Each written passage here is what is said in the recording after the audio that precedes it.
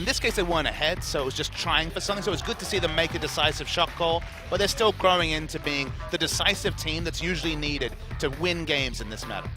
That's right. Well, we are into game 2. Draft right now. Jin Air on the blue side, and it will be a Kindred ban once again. You have a carry jungler like Chaser, you probably don't want him to have that. Now, interestingly, we talked about the possible prevalence of Graves jungle or Graves top in this particular matchup, because that was what Trace had been playing a lot in solo queue, but it's not going to happen. MF ban coming through, however.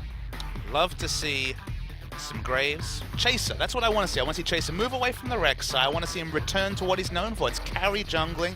Nidalee is a champion that I'm not the biggest fan of on patch 524, but still certainly in the realm of possibility, and specifically champions like Graves can be really powerful carries from the jungle. All right, Fiora's still up. Was banned last game, and that would be a bit interesting. Jin Air trying to prioritize a Kalista that fell all the way through the draft in the last game. I like Kalista with double ADs. For example, when we saw Corki coming through from SKT, the Kalista from Bang made a lot of sense in that scenario. It's just that her lack of siege means that I think you need to pick up the siege from one of the many AD champions that are viable right now in mid.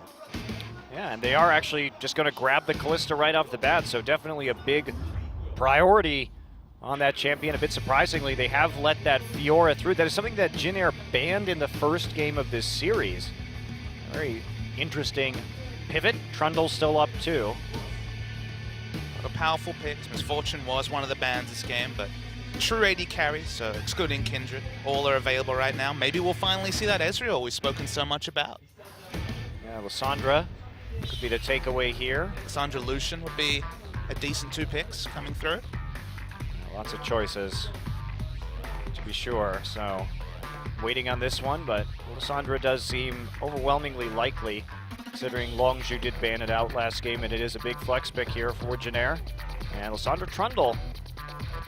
These were 2 Longzhu bans last game, so clearly putting a premium on these picks in the draft phase. Coming back to IM Katowice, whatever was able to do on the red side was one of the highlights of that tournament for me was Flex City. It was all about 3 or 4 flex picks, and in this first rotation, we already have 2 flex picks, 2 true flex picks picked up already. Yeah, just because we mostly see Trundle in support does not mean Trundle cannot be played top right now. He absolutely can be in certain matchups. Can be advantageous, but that means that the Fiora does fall to the second round of the draft, and might indicate the pick here from Solon, a player, I would say, more likely than Trace to play that Fiora. Certainly a powerful carry, more in his style. And Fiora is one of those carry tops that, and to some degree, it's kind of an accurate statement to say that tanks are back in the game. Specifically, top lane tanks have been making their way back in, so that's forced out some of those top lane carries. But Fiora's percentage maximum HP true damage from her passive, and just the fact that she outscales almost every top lane matchup means that she's still relevant as this top lane carry. Well, we are going to see the Rex side here, unfortunately, Papa Smithy. I wanted something else, but to be fair, it is smartest right now for Longzhu to take jungle AD carry, because that means they can still flex any of their picks to any position effectively. We don't know what their mid is. We don't know necessarily that the Corki could be mid. The Trundle could be top or support. We really have no idea. Remember, Samsung did play top lane Rek'Sai. Okay. It's not going to be a top lane Rek'Sai. It's not going to be a top lane Rek'Sai this game, but in order to keep them in the dark, we won't have a fancy jungle pick from Chaser, which definitely a letdown. Looking forward to seeing some fun Jungle Graves games myself. You know this, Monte Cristo. It's a long season.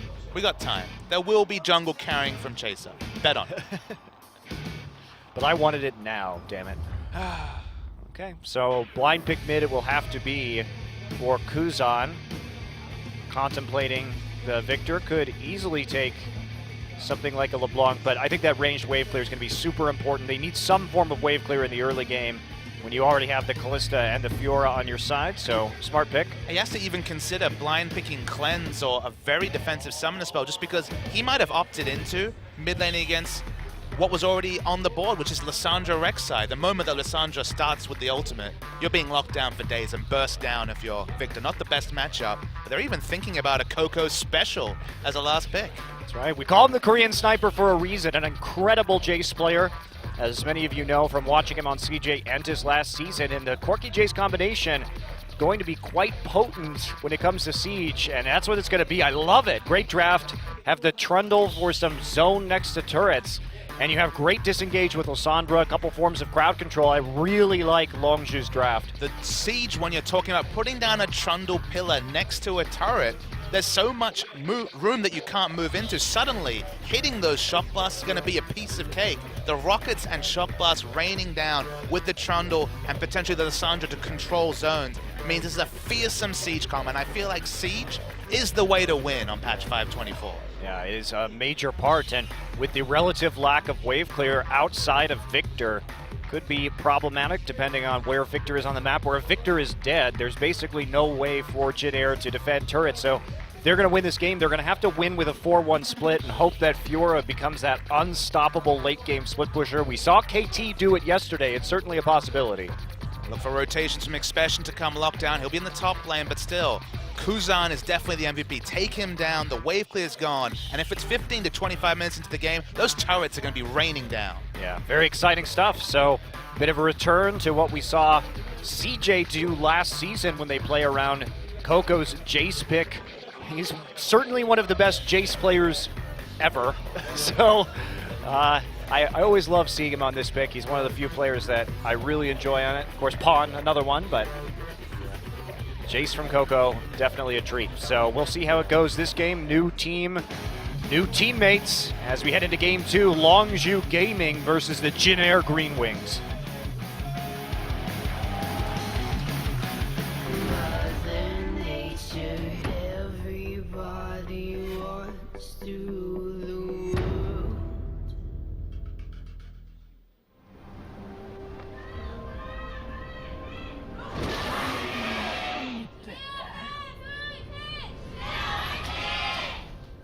Fans from both teams in the audience tonight as we head into the second game of this best of 3. Longzhu looking to close out their first series 2-0. There's a lot of expectations for this roster. He spent the offseason putting together what many of us consider a sort of Korean super team. And so a failure here against kind of a batch of rookies in Jin Air would be egg on the face for Longzhu as an organization who has spent a lot of money to assemble this team. It took Chinese money to make a Korean super team, but we finally got it. It's okay, SK Telecom still exists, Papa Smithy. That's absolutely true. But you have to say that Longzhu and their willingness to spend money is what kept players like Flame, who we're not seeing this series, Chaser and Coco, theoretically at least, in the Korean scene. So we owe them a debt of gratitude to mean that the level of talent, you have to say the top 4 teams in Champions, you know, at least projected, have very impressive lineups across the board. Yeah, absolutely. And even Fury too, who after being on Samsung all of last year would have been a prime target to move to another region. And in fact, the reason why he was banned was he was temporarily involved with TDK. Literally involved in the act of moving to another region. But in the end, he did end up signing with Longzhu, and that means that star player here, Captain Jack, did announce his intentions to go to university soon. So we'll have to see if he actually sticks around on this roster or whether he is the stopgap for the next month while Fury is banned from competitive play. But we assume that he'll be the starter. Of course, we did also assume that Flame would be the starter, so who knows at this point. Every time we talk about Fury's potential move to NA, I'm reminded that OQ will be playing in the NACS this split. Definitely scary for sure. Sad also. I miss OQ already. Well, maybe he'll be in the NALCS, Papa Smithy. Who the knows? OQ moments will never end. Whether he's in the NALCS, the LCK, wherever he is, there will be OQ moments. He wouldn't be OQ without the OQ moments, but certainly one of the most fantastically gifted AD carries when it comes to mechanics. Did you realize his parting shot to Champions was trying to turret dive a Malphite as Ashe? That was really sad, honestly. But it's accurate also. Accurate also. Trace made short work of him during that turret dive. Just simply ulting him with that Malphite. So, we do see here some very misleading statistics. Pilot has definitely played more than one Kalista game. That is not true, so. He's just a winner at Kalista. Can't you just deal? It's on the screen, Monty. OGN approved. Well, look up that stat. I really like the team comps coming through because we focused on Longzhu and their amazing siege comp, put down the Trundle pillar, walk up to a turret, rain it down with both magic damage and physical damage poke between Corki and Jace respectively. But let's talk a bit about Jin Air. The one thing that we were confirmed yesterday, we saw this Lissandra versus Fiora matchup. There is real outscale potential for the Fiora. So the 4-1, if they can keep Kuzan alive to wave clear, if this game is fairly even 25-30 minutes in, there's really not much answer from Longzhu to deal with the Fiora split push. Yeah, Fiora, an absolute monster in that scenario. Something that not many teams are efficiently able to deal with in a late game situation. Let's take a look at the laning back here on the top side. No moves yet from either of our junglers onto the lanes, simply farming up for the time being. Wing now looks to get in for a lane gank here as the wave reverses and pushes back towards Jin Air's top side. Still a pretty low percentage gank unless they really lay down some damage. You do have the Trundle Pillar for just disengage, and Captain Jack, if he sees that cocoon flying at him, easily able to get out with a Valk. So playing far back right now, Longzhu is refusing to get aggressive, and that's going to be a lot of wasted time for Wing. Meanwhile, Chaser continues to power through his jungle. Our farming Chaser, not on the champion we'd expect, not the Nidalee this time, but it's farming up his Rek'Sai. Chilling Smites for both junglers. Seen a good amount of Tracker's Knife and Chilling Smite. Not a lot of Skirmisher Sabers so far in Korea. See it in solo queue, but for now, Tracker's Knife makes a lot of sense when it comes to competitive play, trying to get vision, specifically in champions that weren't going to pick up the Sightstone. Of course, Rek'Sai will itemize into that at some point, but when you're talking about the Kindreds that we saw yesterday, or the Nidalees that we will see at some point this season, Tracker's Knife, certainly a good option. Definitely. So on here, falling behind early, of course. Lissandra is going to have an early advantage. Chaser's going to find Winged right here, and he's going to find a pink ward, dodges out of the cocoon, and doesn't trade particularly well. Like just trying to create pressure to get rid of the pink ward. And that is what he's going to get, especially with Jace pushed up. And here comes Coco. He's going to hammer Winged. Oh, Coco, there's the flash, and you've got nowhere to go, Winged. Crush the spider. Hit it with a hammer. Doesn't need to be much of a sniper when he's just waiting for the face check, but waiting in the wings, much like Chaser was his teammate Coco, and they're not done. They're not. Chaser just going to simply take a turret shot right here to delay the recall. So on. It's level 5, Expression's level 6, and you are about to get entombed, my friend. Welcome to competitive play. That's right. Welcome to competitive play. So on here under the turret. Expression going to ult himself. Chaser has a tunnel ready. Not going to take any more turret shots. Kuzan here will get some damage on the turret and some denial, but that's 2 kills for Coco early on. 2 kills for Coco on this Jace means very scary things for Jin Air when it comes to powering up this siege, because he's going to be able to skip pretty quickly up the item tree, and once he hits that power spike combined with Captain Jack's Trinity Force, it is going to be very difficult for Jin Air to stop, and they only trade about 1/3 damage on the turret for it. Interested to see what he's turning this initial AD purchase into. It could be either the defensive choice in the more Malmortius or the Ghostblade, which would be the more offensive choice. Probably will end up with both items at some point this game, but always nice to see whether players are looking for that more aggressive choice. Is looking for the safer choice in competitive play. Is against effectively double AP with a jungle Elise. Yeah. Does make sense. Play conservatively right now, take that lead and start running with it. Coco here being very deceptive, but man, getting into that jungle, he really just completely outplayed it. Winged making some pathing mistakes right there. You back off after losing that pink ward. You don't see that mid laner. You have to be very concerned, especially since Coco has a very quick recall time into lane because he did opt for a teleport. And Chaser had already revealed himself. He was already waiting in one bush. The mid lane is missing, theoretically backing up his jungler, and the result was academic for Coco. Yeah, Chaser, you could see one of the reasons why we really consider him the top jungler here in Korea, if not the very best, is because of his pathing and his intelligence on the map. And you can see how well he can chain these plays together, calling other players from his team over in order to make these plays. And It's resulting in a lot of pressure from Coco now with that blue buff and able to stack up that tier quite quickly. Sowan is in a world of trouble right now. There's the ult from Lissandra. Pure there, just a block off wing. They want more than one. Sowan on the run. Eventually he's going to fall. Expression picks up the kill.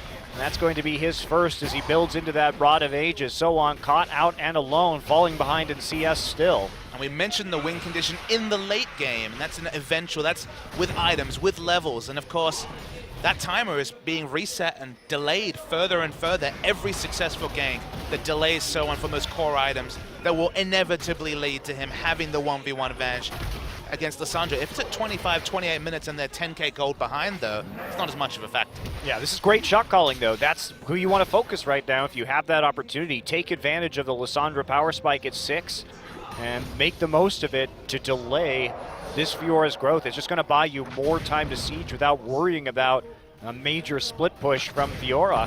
What a depressing item set. Double Ruby Crystal.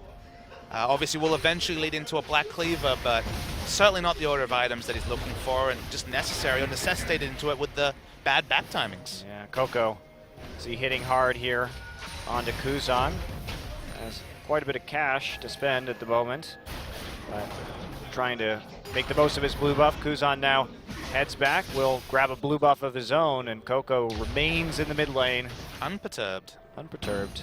Assiduously killing minions. Look at us and our big words. I'm good at that, Papa Smithy. Some call me Sesquipedalian. Do they, though? They do. Take your word for it. That eloquency factor will go down. I could have just made that word up. Nobody knows. It's fair. I got no idea. I'm nodding my head. I'm like, that's a word Monty would say. It's probably real. We should never play Scrabble. I'd challenge you every other word and lose horribly. Sounds like we should play Scrabble. Yeah, maybe the money matches are off. The money matches, no Scrabble betting. No Scrabble betting. No betting in Korea. Well, I guess we can bet, but probably not at home either. That's actually true about betting. If you guys didn't know, Koreans can't gamble in casinos here, but if you are not Korean, you can. You have to establish your non-Korean residency status, but yeah, that's the only way. So they accept our money, but and I guess to some degree our custom, but not for the locals. Pretty funny stuff. Well, Jin Air here around the top side, but really vision dominance once again established by Chaser and Pure. There is a pink ward here for Sowan to try and keep him safe, but that's going to be rapidly cleared out as he is put in the dark once again by Chaser, who has cleared that pink ward out quite a few times this game. And that just causes Sowan to fall back. He is very scared. He doesn't see Chase on the map right now. And that means that's going to be a dead turret. Chaser putting on the pressure with Expression. Coco now back in the lane to catch the last few minions on this wave. And there's the first turret of the game easily going over to Longzhu. It's not words I expected to say, but this has been a Chaser Rek'Sai masterclass in terms of the pressure around. Great. And it's the lane that he needed to be at. If you notice, Winged has been all over the map. Basically, after the failed gank and bot has kind of left it to the wolves, and the result has been that Chaser has so far snowballed this bot lane, and Winged has been very low percentage in his forces so far as Longzhu just take down the dragon as Jin Air basically watch. And there we go. Coco actually going to get grabbed and destroyed right away. Kuzan with the burst damage. Captain Jack on the side right now. Chaos Storm moved over to him. Has to flash over the wall. He finds Che on the other side, who is quickly ripped back with a Fate's Call. Knockup comes through. And I don't know if they wanted that one, Che. I don't know if you wanted to push that button. You did not want to push that button with the Lissandra ultimate still available. So they trade 1 for 1 on what could have been quite easily a 1 for none. But there's enough wave clear here. It doesn't look like Jin Air going to get much out of this as the Phosphorus Bomb falls and quickly clears out that situation. Sloppy fight from Longzhu and a great hook by Che to start things off. An eventual 1 for 1, even though it was the nice pick from Che. But the dragon, crucially, swings this towards Longzhu, and that just means that the poke's going to get harder with that extra 6% stats. Yeah, it definitely will, given a long enough timeline. Flash hook there, nice. Putting Coco right in the box.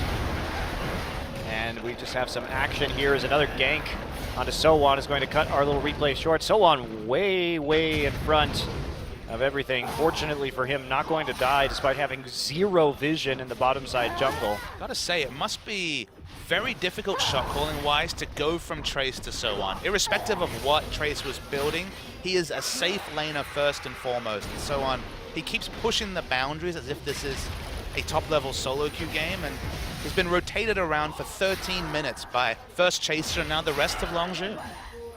Well, and we see really, too, why Rek'Sai has been prioritized for Chaser. Truly great Rek'Sai players like Chaser and Bengi use the vision of the passive to do just wonderful things in terms of their pathing and outsmarting the opponent. The amount of information that it gives you as a top-tier jungler is pretty much second to none. Well, let's extend that information word. What, of course, has been targeted the most in the preseason has been the removal of information, the removal of green wards, just in general, the sparing nature that you have to ward. It's one of those situations where as a support, you have to use your wards so judiciously because you have less Insight Stone, you don't have green wards. The fact that you have those tremor sensors gives you so much more information. What's opened up the early play from Longzhu. So the information that's gone from green wards seems to be replaced in the choice of Rek'Sai, and maybe that will cause a champion who's otherwise unchanged to rise up the priority rankings. Yeah, definitely still one of the top junglers, in spite of how much damage some of these other junglers can do. Priority here from Longzhu looks well placed in the first couple of games, given Chaser's excellent Rek'Sai play and his ability just to create vision on the map for his team and get as much information as possible. So you see blue buff stolen right here, right under the nose of Sowan, who can't do much, and they are going to move towards the Rift Herald, and this is a perfect objective for Longzhu's composition. I mean, game on game, this is a perfect improvement on their game one, where they had a lot of information but kind of fumbled it, kind of didn't use the vision advantage they had, didn't play around vision, and in the end kind of paid for it. And this game, so assertive, they've got the advantage. So1 is basically a free kill, has no lane pressure wherever he goes, so pick up the enemy blue, pick up things like the Rift Herald, and now they even give it to Expression to compound what is a 2-level and massive gold advantage that Expression has over So1. Right, and Jin Air too. Finally they have some wards on that side of the map, but So1 still so afraid of a dive here from Expression, like you said, with that level advantage and the completion of the first major item, even though it's still stacking up. Chaser is here again just to keep pushing down turrets. Normally we would have expected the Rift Herald buff to maybe go to Coco or Captain Jack. Coco was the one who was there, and start setting up for the 4-1, but just threatening So1 more and more, just denying him. And this has been a really good strategic read by Longzhu, that they need to take out this Fiora first and foremost in this particular game, because it denies Jin Air their major win condition. Although Baron damage isn't something that Longzhu have in spades, they get the Baron and suddenly Victor doesn't have the right wave clear to be able to clear the waves as they approach turrets. This game is going to go pedal to the metal very, very quickly. So Baron would be, I think, a tip too far from a Jin Air point of view, and from 20 minutes onwards, they really need to keep vision around the Baron. Yeah. Well, Longzhu now playing a little bit more defensively in that bottom side. Winged is there, but Chaser is too. Good wards, much better ward and vision control this game from Jin Air than we saw in the last one, where it's a bit lackluster. But Longzhu up a turret right now, and that is only going to continue as the game goes on. Coco actually rushing a Youmuu's Ghostblade this game. It's been the big 80 item. You think about how 80 items have changed. Itemization for casters in particular is much more difficult. Ghostblade is the one item that saw basically a true buff through and through. It doesn't give critical strike anymore, but not that big a stat for Jace. So it is a very, very common rush. It shows he's not very worried about the magic damage coming through from Winged and Kuzan. And he's also got the the Trundle theoretically in a team fight to shred the armor that he's no longer able to quickly pick up, as armor penetration is much more difficult on the percentage side for a champion like Jace. Well, I mean, even flat armor pen has been kind of dramatically reduced in terms of itemization in the game. So, funnily enough, Ghostblade and more, two of the only items that have that flat armor penetration. The removal of Brutalizer certainly changed quite a bit. So we do have Coco now. You did see both side waves pushed up and everyone make moves, but they're not ready to commit to a mid-siege yet, despite putting two members of Jin Air in those side lanes. Jin Air just need time. They specifically need time for So-On to get these items, get these levels. If all 4 members are... Oh, as Captain Jack has the package. We haven't spoken about the package this game yet. Well, we've never talked about Captain Jack's package, so... We'll find time. Okay, there it is, though, and Captain Jack... Well, that was different than what we saw from Faker, playing it a little risky there as Kuzan drops his ult on him right as he sails in. I have to say, Faker's package usage, much cleaner than Captain Jack's.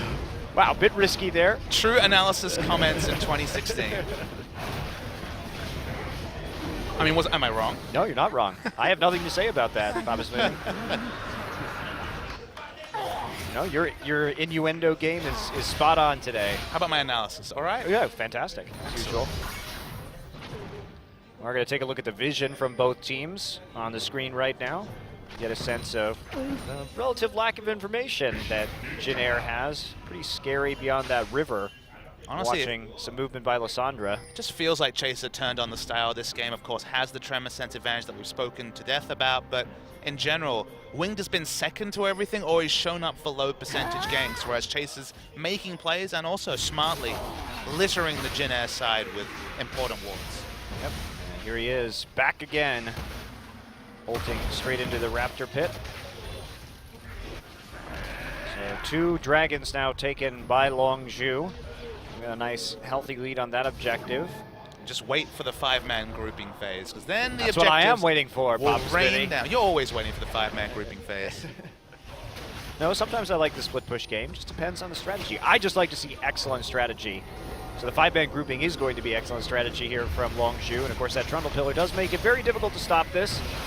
And Gravity Field, probably not going to do enough. We do see Pure lurking around the side, and meanwhile Lysandra pushed up. They want to take this blue buff away. Keep forcing things. Okay, 2 blues now to Corki and Jace. This couldn't be going better for Longzhu. Playing around the Lysandra has the big advantage over So-On's Fiora. Fiora is literally dead weight. Might as well be a moving ward as this situation, because there's no 2v2 that Fiora is winning right now. Absolutely not. Trying to get some extra tankiness there, building into the Titanic Hydra. They want to go on Chaser. Chaser is very tanky, though, and here comes Expression. Will get hooked right afterwards. Has to ult himself. Winged, going to repel right out of the middle of that fight. And now Longzhu coming back. Captain Jack with the first kill of the fight. They're going to pursue So-On, and there's a flash knock-up onto him as they keep on running through the gate. He will get torn out of the middle of the Longzhu scrum with the Che Lantern. And then Expression is there in the mid lane, and the dive is going to be coming. Waiting to see if they dive. Oh yes, they will dive. Kuzan now there trying to escape, and he picks up 1 onto Expression. So-On now back, has TP'd into the fray, and he wants to get onto Captain Jack. That will be dodged, and Chaser may be the latest casualty as So-On respawns and turns the fight around. Crucial, a lot of experience as well, killing the higher level Chaser. Jin Air might actually get a turret to answer. It's time for some Coco heroics. Sniper. Sniper, there's going to be a huge hit onto Pilot. And now Coco still on the pursuit, going to drop a blue trinket into the brush, and he's going to use the Ghost Blade. He wants to go on the offensive, but it looks like they might just be a little bit too fast. There's another shot, not going to hit.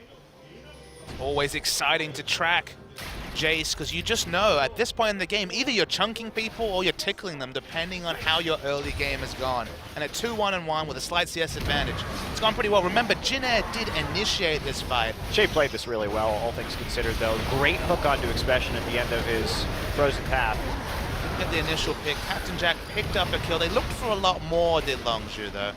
It was the Lantern that really spared the blushes of So-On, because if a second person got down, that teleport play could never have happened. Yeah, So-On backing off, healing up, and then TPing right back onto the dive. So Longzhu a bit of overcommitment. They didn't have a Lysandra ult, and that allowed Kuzan to walk forward and pick up the kill onto Expression.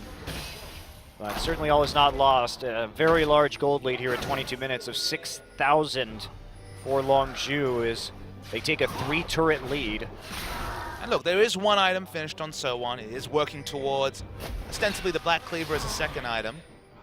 Both those items are picked up. This is not really a 3-item put together from Expression, even with the gold lead, that can really answer So1 split push. So the split push game, it's certainly been delayed, but 10 minutes from now, if this game is still relatively even, 4-1 is certainly an option for Jin Air. Yeah, Longzhu has to get this mid turret and continue to control this dragon. A minute and a half until number 3, and taking out mid would be a nice step forward to continuing to control that objective and at least threaten 5 dragons later in the game. We were going to take a hook, but no follow-up. Has the Eye of the Equinox completed for a big load of health there, so still very tanky. No real incentive to go in on Pure even if you catch him. Coco now playing with So1, just getting a little bit of turret damage down. Will back off, and red buff steal coming through. Jay gonna pop the box, not gonna save his red buff. Pure has to flash out of the gravity field. But Captain Jack nice and buffed up right now. Coco still trying to keep the wave right where it is with under a minute until this dragon. Expression now put on mid-turret killing duty, but Jack is here too. Not gonna find an auto before the wave melts. Really good watching this pressure game from Chase. He was even contesting first the red buff, then just the Krugs. He's not giving away anything for free. They're chipping down every turret, whether it's the outer and mid or the inner and bot. And they have this short distance to travel between lanes because they can go so aggressively. They do not respect any skirmish advantage for Jin Air. Yeah, now we do see Jin Air have to deal with this top wave too, which is inching ever closer to their inhibitor turret. There's another turret taken by Captain Jack as they move up 4-0. Preseason patch in full display in top because they have a 2-turret advantage. The minions are auto pushing harder. They're doing more damage and taking less damage than the enemy minions. So So1 will have to go soak it up. He does have the Ravenous Hydra for some AoE damage, but it just means that it draws more people away from important objectives like this dragon. That's right. So number 3 now stacked up here for IM as we're looking now at about a 36-minute possible 5th dragon should they take number 4 as well. So they're keeping up in terms of their win conditions, and now Captain Jack is here with a nice flaming package. Nice flaming package. Riot invited this, naming it the package. They did it to themselves, didn't they? Gotta say, I mean, Faker was just a sight to behold on the mid lane Corki. The bot lane Corki is definitely, I think, the less attractive of the 2 options. I think in mid lane he can be oppressive. And well, but if you have a pocket pick like sure. Coco's Jace, then sure. it makes a lot of sense. But just saying, overall, Corki mid seems like the go, but given the scenario here, absolutely understand the Jace. Okay, so now the mid lane push is coming. They want to finish off this last turret. And there's the Trundle Pillar just to isolate Winged on the side and deal a little bit more poke damage. There we go, Captain Jack. Uses that Valk to get it. Doesn't look like he actually took that turret shot in the end. And there it is, finally. So 1 inner turret remaining, and that's it for Jin Air. So1 only able to find farm. Sandra will go and stop the minion wave as it crashes into the outer turret. There's not a single turret down for Jin Air yet. That is the pressure. Grim. They haven't been picking up their own buffs, both blue and red, I believe. 2 rotations have been picked up by Jin Air, and they just keep pushing out, and the global gold is the advantage here. And there's the Trundle again, just breaking up the composition and allowing for that easy poke. Jay gonna go in with a hook, and actually takes out Pure, so they get a nice flay into the box. As Pure gets too far forward, tries to use his ultimate, but there's not really any tanky targets for him to select. See the power of the pressure. All the gold comes from first, the massive amount of turrets there ahead, 5-0, but also the CS. So1 has been living on scraps. He's almost 100 CS behind. Yeah. Flame Horizon, ironically, will be probably crossed by Flame's teammate, Expression. Not Flame approved, that one. We'll just assume Flame might have done better. So that's true. I don't know about that. not a Flame believer, are you? I'm not a Flame denier either. He's the closer, man. That's his position. We learned that in China. That's true. He was the LGD closer. When they either didn't care about the result of a match or had it in the bag, Flame came out.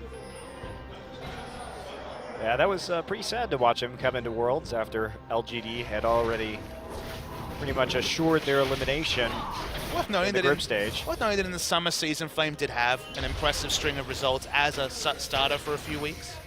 It was slow to warm up in the spring season, but it's going to be great to see him in the lineup when he finally does get there. But honestly, Expression struggled last season with stronger teammates. He's leveled up accordingly. Well, it's very interesting to see Expression because really as a player, known as a strong laner, but kind of a mindless split pusher. But in this game, he's been putting the pressure on in all the right places. And he's going to TP in right now, right behind. It's going to be matched by Fiora, but everyone is there. Jin Air is caught in a very dangerous situation where they're going to be repeatedly poked and they have nowhere to go. And they wasted already on ultimate coming in from Kalista. Now Chaser going to try on the engage. They do throw it down. Coco does pick up Che, and actually Jin Air escaping without too many losses so far. Crucially, So1 was able to slow down. They're still going. And Captain Jack trying to wade through this Chaos Storm. Chaser going to pop forward, and there's Expression. Grabs another one and slows down So1 for Captain Jack to finish off. Great snipe at max range onto by Coco onto Kuzan. And that's going to mean another turret and an inhibitor right now. That's why he picks up the Jace. He has the mechanics. He's very good at that long-range snipes. And when it's double AD and some more range champions, the turrets, the inhibitors, they all just go to dust. Well, Jin Air, though, putting themselves in that very risky situation by catching themselves so far out of position. And Expression getting that neat little teleport behind with all of the vision that they had in the enemy jungle. And now Chaser on the fast track, racing over to Baron with his ultimate. Now we do see Wind coming in. He's a lower level. There's going to be plenty of people peeling away. Baron's at 5,000. And that will be denied. Hey, Winged, Sammer time. More spider crushing commencing.